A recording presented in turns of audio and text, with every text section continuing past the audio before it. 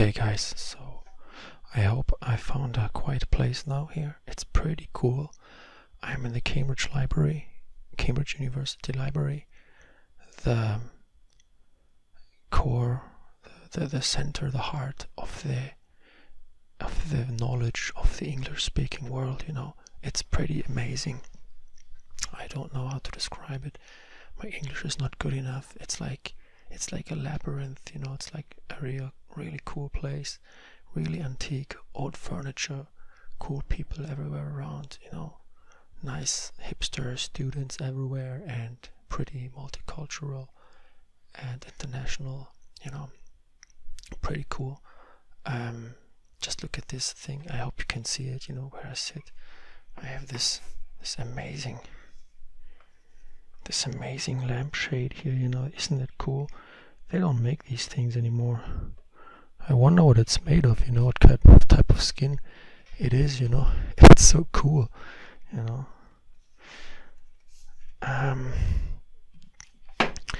Anyways, so I got myself some books. I ordered some books. They came pretty quickly. It took me about half an hour, So let's see what I got here for you guys. So let's see what intellectual treasures we can dig up here from this nexus of knowledge. So first thing I got here is this one, this amazing piece of work here. It's from a guy called Kaufmann. Pretty interesting guy, very intelligent person, and he wrote some very, very interesting things about Germany.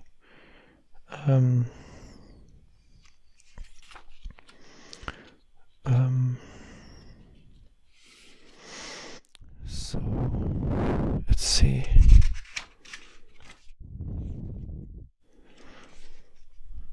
Again, Germany must perish. That sounds like a pretty good message, Sounds like a message of peace. It was published in 1941.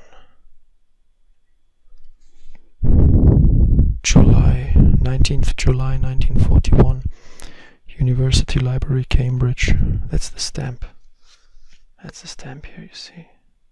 That's an original work, Argyle Press, New Jersey.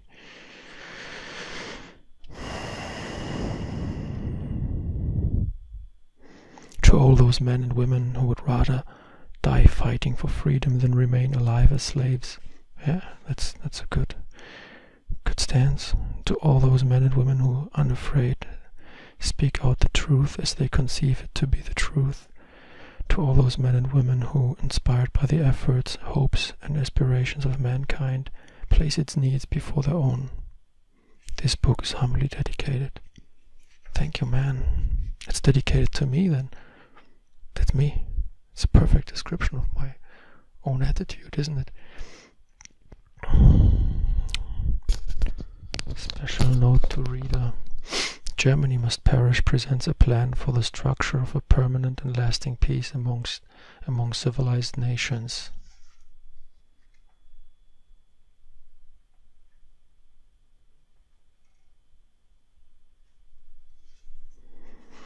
Germany Must Perish presents a plan for the structure of a permanent and lasting peace among civilized nations. It bases its thesis on the eventual defeat of Germany by the British Empire and its allies without the assistance of the United States.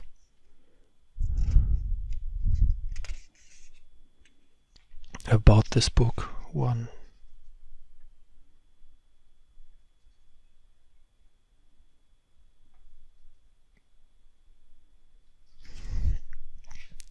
Today's war is not a war against Adolf Hitler, nor is it a war against the Nazis. It is a war of peoples against peoples, of civilized peoples, envisioning light against uncivilizable barbarians who cherish darkness, of the peoples of those nations who would surge forward, hopefully, into a new and better phase of life, pitted against the peoples of a nation who would travel backward, unenthusiastically, into the Dark Ages. It is a struggle between the German nation and humanity.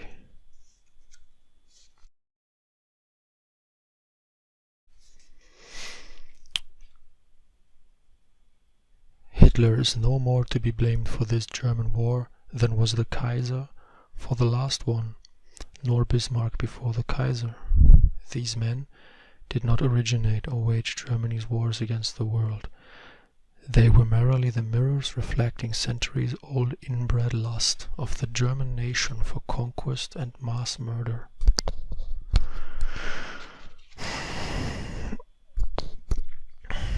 This war is being waged by the German people. It is they who are responsible. It is they who must be made to pay for the war. Otherwise, there will always be a German war against the world. And with such a sword forever hanging overhead the civilized nations of the world, no matter how great their hopes, how strenuous their efforts, will never succeed in creating that firm and solid foundation of permanent peace, which they must first establish if they ever intend to start the building of a better world. For not only must there be no more German wars, in fact, there must not even remain the slightest possibility of one ever again occurring. A final halt to German aggression, not a temporary cessation, must be the goal of the present struggle. This does not mean an armed mastery over Germany, or a peace with political or territorial adjustments, or a hope based on a defeated and repentant nation. Such settlements are not sufficiently conclusive guarantees of no more German aggressions. This time, Germany has forced a total war upon the world. As a result, she must be prepared to pay a total penalty. This time Germany has forced a total war upon the world. As a result, she must be prepared to pay a total penalty. And there is one, and only one, such total penalty. Germany must perish forever. In fact, not in fancy.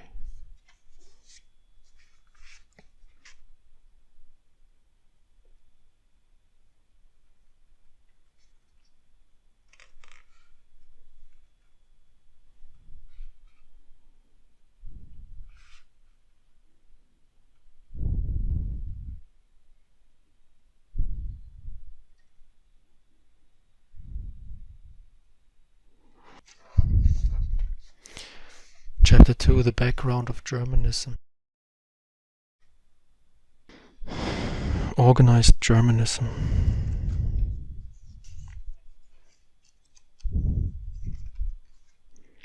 Germanism abroad.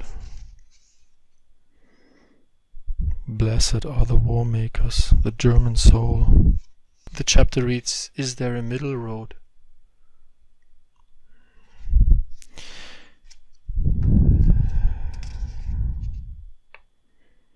What then of a democratic Germany? Ah, that's nonsense. Well, then break Germany up into small autonomous states. Ah, that's nonsense.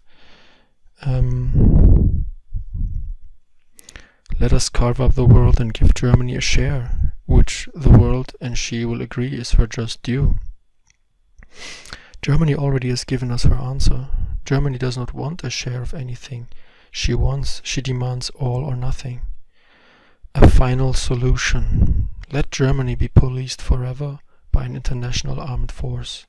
Even if such a huge undertaking were feasible, life itself would not have it so. As war begets war, suppression begets rebellion. Thus we find there is no middle course, no act of mediation, no compromise to be compounded, no political or economic sharing to be considered. There is, in fine, no other solution except one. that Germany must perish forever from this earth. And fortunately, as we shall now come to see, that is no longer impossible of accomplishment.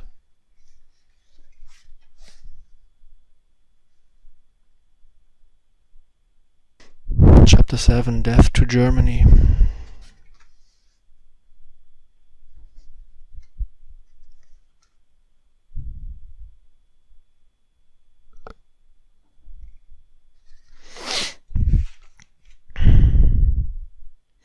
When an individual commits premeditated murder, he must be prepared to forfeit his own life in consequence.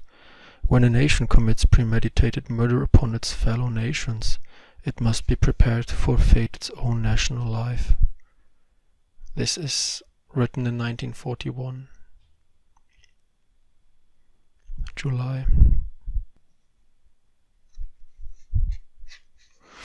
There remains now but to determine the best way, the most practical and expeditious manner in which the ultimate penalty must be levied upon the German nation. Quite naturally, massacre and wholesale execution must be ruled out, in addition to being impractical when applied to a population of some 70 million. Such methods are inconsistent with the moral obligations and ethical practices of civilization. There remains then but one mode of ridding the world forever. There remains then but one mode of ridding the world forever of Germanism, and that is to stem the source from which issue those war-lusted souls, by preventing the people of Germany from ever again reproducing their kind. This modern method, known to science as eugenic sterilization, is at once practical, humane, and thorough.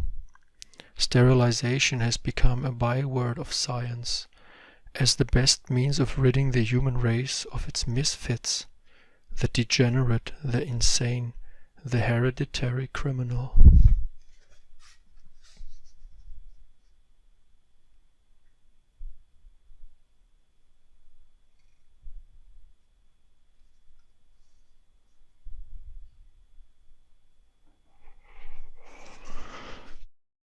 Sterilization is not to be confused with castration.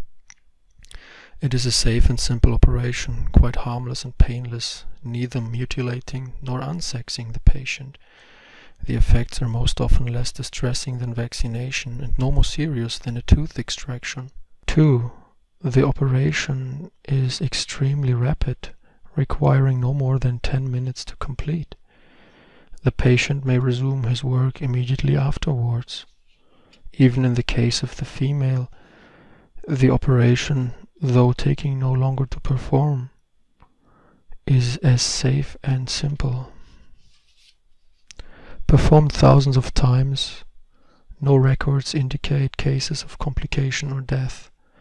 When one realizes that such health measures as vaccination and serum treatments are considered as direct benefits to the community, certainly sterilization of the German people cannot but be considered a great health measure promoted by humanity to immunize itself forever against the virus of Germanism.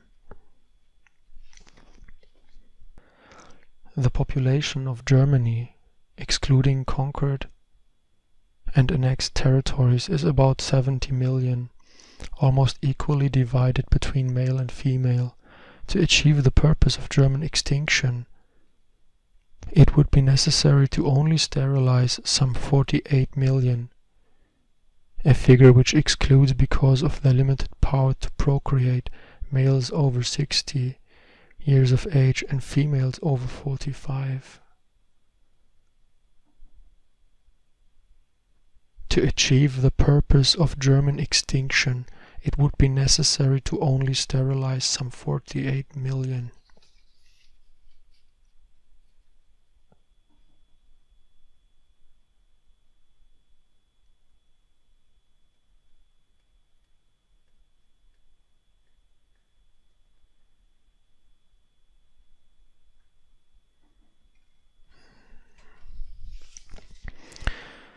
To achieve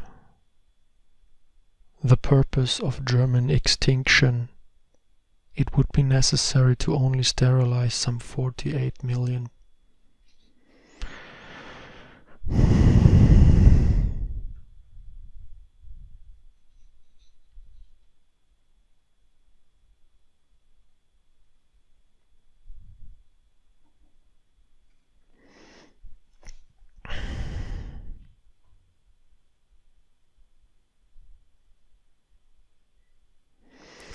Of course, after complete sterilization, there will cease to be a birth rate in Germany. At the normal death rate of 2% per annum, German life will diminish at the rate of 1.5 million yearly. Accordingly, in the span of 2 generations, that which cost millions of lives and centuries of useless effort, namely the elimination of Germanism and its carriers, will have been an accomplished fact. By virtue of its loss of self-perpetuation, German will have atrophied and German power reduced to negligible importance.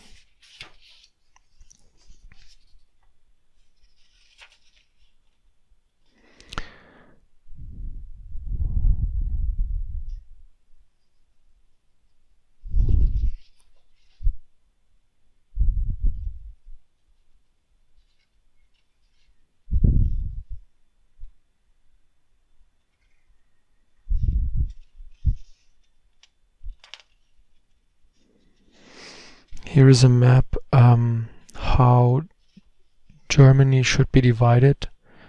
Map showing possible dissection of Germany and apportionment of its territory. So after Germany is been destroyed, here is how the territory would be divided and shared among its neighbors.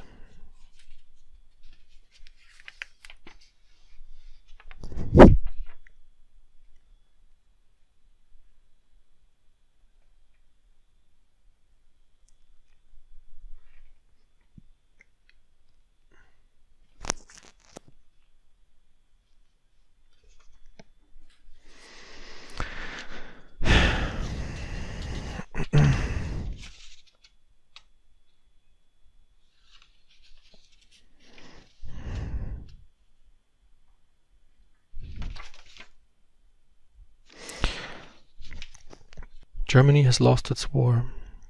She sues for peace. The imperative demands of the victor people that Germany must perish forever makes it obligatory for the leaders to select mass sterilization of the Germans as the best means of wiping them out permanently. They proceed to 1. Immediately and completely disarm the German army and have all armaments removed from German territory. 2. Place all German utility and heavy industrial plants under heavy guard and replace German workers by those of Allied nationality. 3. Segregate the German army into groups, concentrate them in severely restricted areas and summarily sterilize them. 4. Organize the civilian population, both male and female, within territorial sectors and effect their sterilization. 5. Divide the German army after its sterilization has been completed into labor battalions and allocate the services toward the rebuilding of those cities which they ruined. 6. Partition Germany and apportion its lands. The accompanying map gives some idea of possible land adjustments which might be made in connection with Germany's extinction. 7. Restrict all German civilian travel beyond established borders until all sterilization has been completed. 8. Compel the German population of the apportioned territories to learn the language of its area, and within 1 year to cease the publication of all books, newspapers, notices in the German languages, as well as to restrict German language broadcasts and discontinue the maintenance of German language schools. make one exception to an otherwise severely strict enforcement of total sterilization by exempting from such treatment only those Germans whose relatives, being citizens of various victor nations, assume financial responsibility for their emigration and maintenance and moral responsibility for their actions. Thus, into an oblivion which she would have visited upon the world, exits Germany.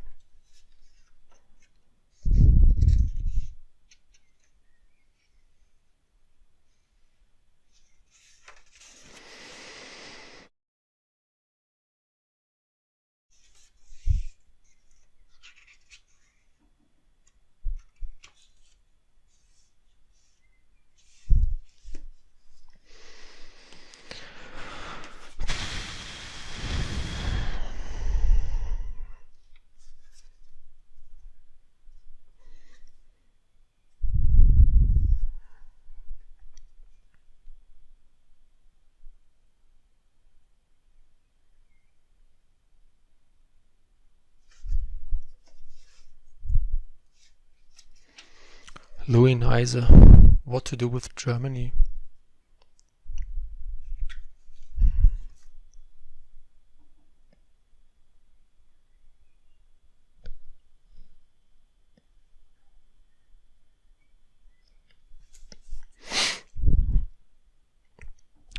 July 1944. Contents. Let's just read the headlines of the chapters. Medicines without cure. 1. Extermination and sterilization. 2. Breeding a Mendelian theory. 3. Political dismemberment. 4. Compulsory migration.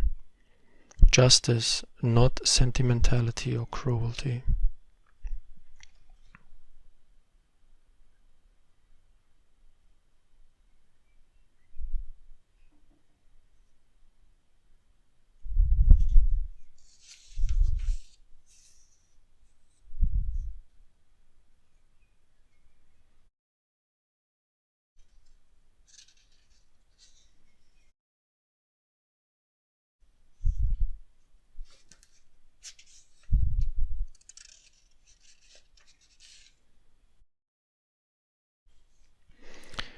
Here's part 5.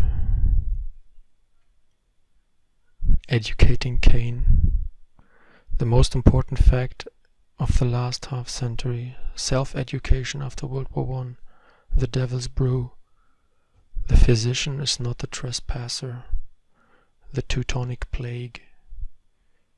The International University. Invading the German mind.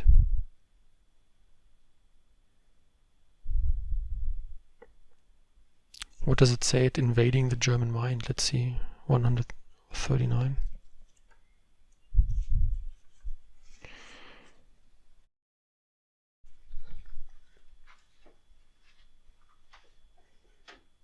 Invading the German mind. If we recognize the importance of educational reform, the criticisms against international supervision will appear in proper perspective.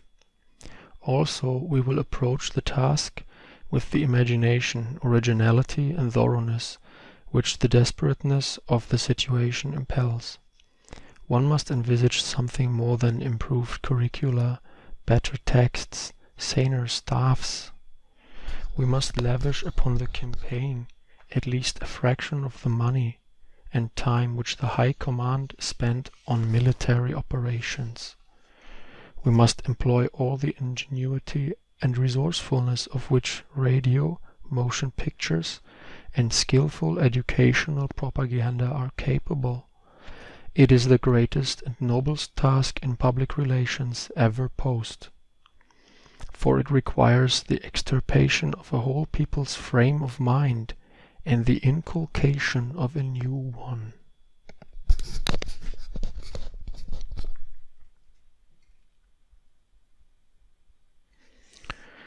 The effort would not be limited to the blackboard All the forces of the arsenal for the invasion of the German mind must be employed in this noble attack. The Church would be encouraged to recapture its lost flocks, for religious ideals are part of the reconditioning in decency which the Germans must regain. Education would become compulsory for old and young alike, but it would not always be confined to the classroom. The enormous persuasive force of dramatic presentation would be fully utilized. Motion pictures could here reach their fullest maturity. The greatest writers, producers, and stars would, under the aegis of the International University, dramatize the fathomless wickedness of Nazism.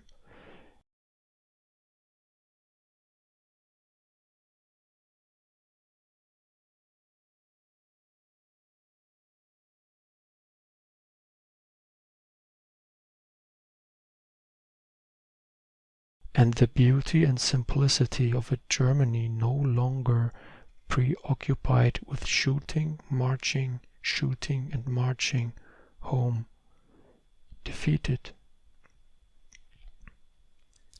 They would be commissioned to create a German stage in the image of democracy, and the radio, through entertainment and undisguised lecture, would invade the home itself. No device for the undoing of Nazi training would be ignored, nor be beneath our earnest effort. The authors, dramatists, editors, and publishers would have to pass muster of the International University. This is consistent, for they are all educators. News would be uncensored, but at the beginning all non-democratic publications would be barred. After the German mind had had an opportunity to be strengthened by new ideals, it could be subjected to contrary views in the confidence that it would reject the virus. In the course of doing so, it would develop a greater immunity for the future. The educational process would pervade all Germany and blanket her. All factories would be required to have recess periods during which simplified lectures on democracy would be given to the workers. The personnel of offices would have similar interludes. Citizenship could be obtained only by earning an education certificate obtainable by any alternative educational methods to be sanctioned by the International University. Summer schools would be organized everywhere, and part of all vacation periods would be required to be spent in them.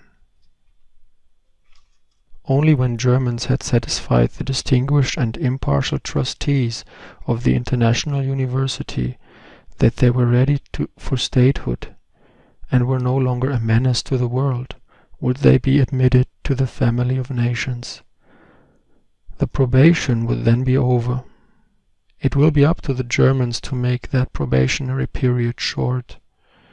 In the ultimate sense of the word, their fate will be in their own hands.